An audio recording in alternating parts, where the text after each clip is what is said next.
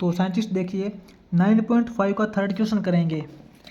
Scientist 9.5 के जो third question के अंदर क्या स्टेटमेंट दे रखी है, रिड्यूस द इक्वेशंस, अपने को एक लाइन की इक्वेशंस दे रखी है, √3x + y + 1 = 0 to the form y = mx + c।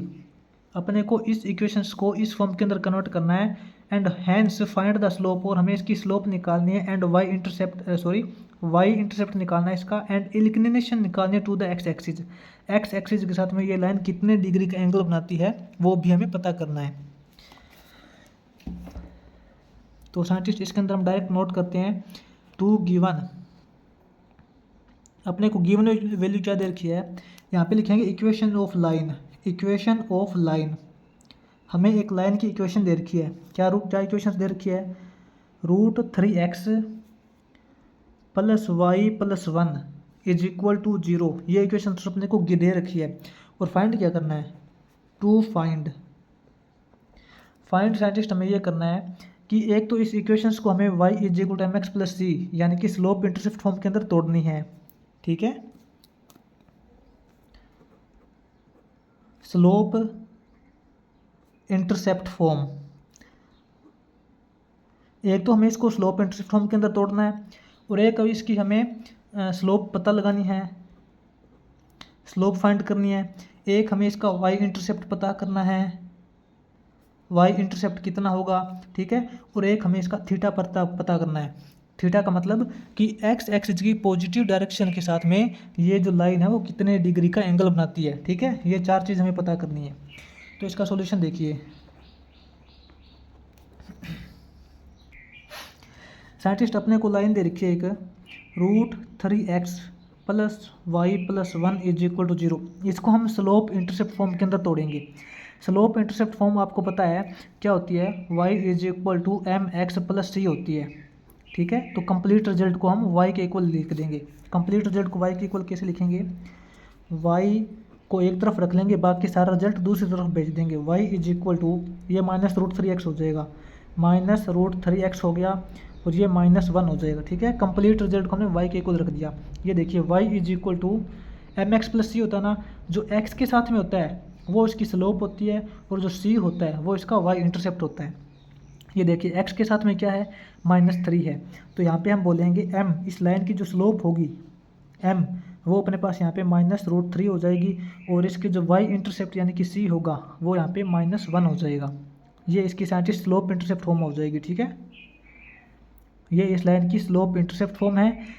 Slope intercept form पता कर ली, उसके बाद हमने यहाँ पे इसकी स्लोप निकाल ली और y इंटरसेप्ट भी पता कर लिया। अब हम इसका निकालेंगे थीटा, यानी कि इसका एंगल कितना है। साइंटिस्ट इसका हमें x एक्सिस की पॉजिटिव डायरेक्शन के साथ में एंगल निकालना है कि ये जो लाइन है वो कितने डिग्री का एंगल बना के चल रही है x एक्सिस के साथ में। तो इसके लिए साइंटिस्ट अपने जो स्लोप है ना इसको कंपेयर करेंगे हम।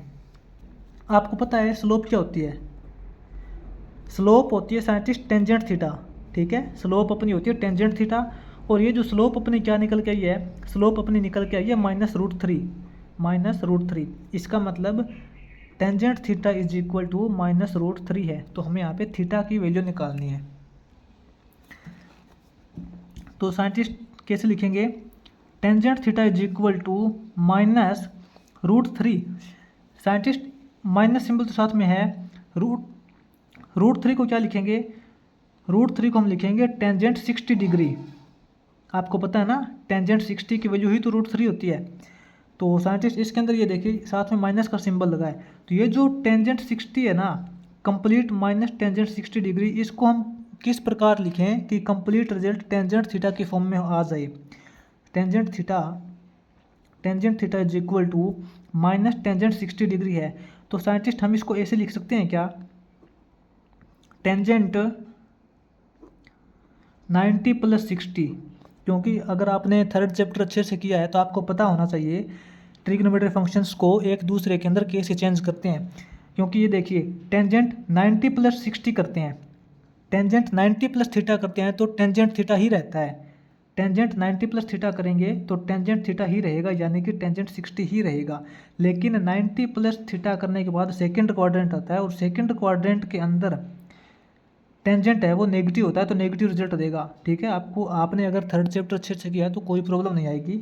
हमने यहाँ पे माइनस टेंजेंट 60 को इस फॉर्म के अंदर लिख लिया, तो tangent theta is equal to tangent 90 plus 60 होता है 150 डिग्री, ठीक है। दोनों तरफ टेंजेंट से टेंजेंट कट हो गया, अपने पास थीटा यानी कि एंगल बच गया 150 डिग्री का। तो यहाँ से साइंटिस्ट अपने पास आ जाएगा कि ये जो लाइन है वो एक्स एक्सिस की पॉजिटिव डायरेक्शन के साथ में 150 डिग्री का एंगल बनाती है, ठीक है। तो ये साइंटिस्ट अपने यहाँ पे थर्ड क्वेश्चन कंप्लीट हो जाएगा। उसके बाद साइंटिस्ट इसका फोर्थ क्वेश्चन करेंगे आगे। साइंटिस्ट फोर्थ क्वेश्चन देखिए, फोर्थ क्वेश्चन के स्टेटमेंट के अंदर क्या बोल रखा है, रिड्यूस द इक्वेशंस। अपने को एक इक्वेशंस दे रखी है 2x minus 7y plus 3 is equal to 0 to intercept form. इसको हमें इंटरसेप्ट फॉर्म के अंदर तोड़ना है and find the intercept on the axis, और हमें इसके इंटरसेप्ट निकालने हैं एक्स एक्सिस और वाई एक्सिस के अंदर, ठीक है। तो ये देखिए, सबसे पहले तो हम इक्वेशंस नोट करते हैं। अपने को क्या इक्वेशंस दे रखी है, 2 गिवन। साइंटिस्ट अपने को यहाँ पे इक्वेशंस दे रखी है 2x minus 7y 2x minus 7y plus 3 is equal to 0, ये अपने को इक्वेशंस दे रखी है। और फाइंड क्या करना है हमें, टू फाइंड, यहाँ पे नोट करेंगे साइंटिस्ट, हमें इस इक्वेशंस को इंटरसेप्ट फॉर्म के अंदर तोड़नी है। तो इस इक्वेशन की हमें इंटरसेप्ट फॉर्म फाइंड करनी है,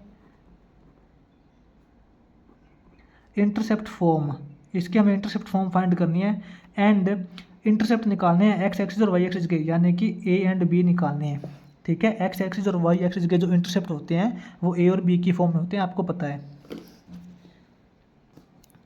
देखिए साइंटिस्ट इसका सॉल्यूशन करेंगे।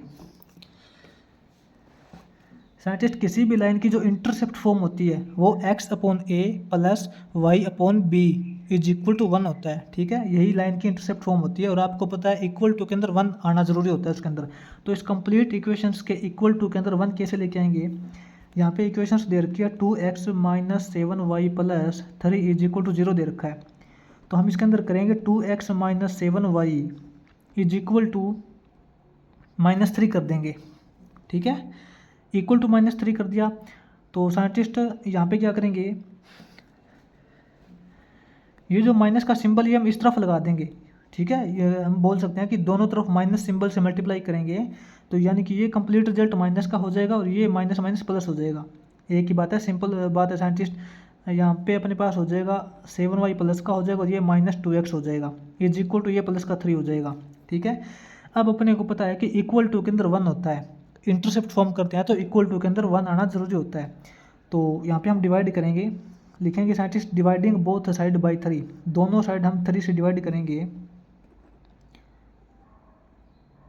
डिवाइडिंग बोथ साइड बाय 3, दोनों साइड 3 से डिवाइड कीजिए। तो अपने पास यहाँ पे हो जाएगा 7y upon 3 minus 2x upon 3 is equal to 1, 3 को 3 से डिवाइड करेंगे तो 1 हो जाएगा।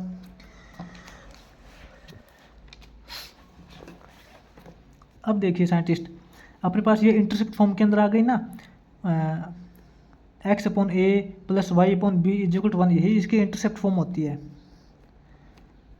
-2x upon 3 plus 7y upon 3 is equal to 1। Scientist इसके अंदर क्या होता है, ऊपर ओनली x और y होते हैं, x के अपोन में a और b होते हैं, यानी कि इसके इंटरसेप्ट। तो इसको क्या लिखेंगे, यहाँ लिखेंगे साइंटिस्ट x के टोटल अपोन में लिखेंगे हम, x के टोटल अपोन में हम लिख देते हैं -2 अपॉन 3, ठीक है। क्योंकि x को हम -2 अपॉन 3 से डिवाइड करेंगे तो आपको पता है 3 ऊपर चला जाता है, ठीक है। सॉरी यहाँ पे साइंटिस्ट 3.2 हो जाएगा, ये अपने पास 3.2 हो जाएगा, x अपॉन -3 अपॉन 2, क्योंकि x को हम -3.2 से मल्टीप्लाई करेंगे, सॉरी डिवाइड करेंगे तो ये 2 ऊपर चला जाएगा। इसी प्रकार यहाँ करेंगे प्लस के अंदर y के टोटल अपॉन में लिखेंगे 3/7, क्योंकि y को हम टोटल डिवाइड करेंगे 3/7 से डिवाइड करेंगे तो ये 7 ऊपर चला जाएगा, आपको पता है, ठीक है। इज इक्वल टू 1, यहाँ देखिए x upon a plus y upon b is equal to 1, यानी कि ये a और b क्या है, ये एक्स और वाई के इंटरसेप्ट होते हैं। तो यहाँ पे साइंटिस्ट एक्स इंटरसेप्ट यानी कि ए, एक्स इंटरसेप्ट क्या है -3.2 और जो वाई का इंटरसेप्ट बी वो क्या है 3.7। तो यहाँ पे साइंटिस्ट देखिए एक्स का इंटरसेप्ट आ गया और वाई का इंटरसेप्ट आ गया और इस कंप्लीट इक्वेशन को हमने इंटरसेप्ट फॉर्म के अंदर तोड़ दी। ठीक है, तो ये साइंटिस्ट अपना यहाँ पे फोर्थ इक्वेशन कंप्लीट हो जाएगा।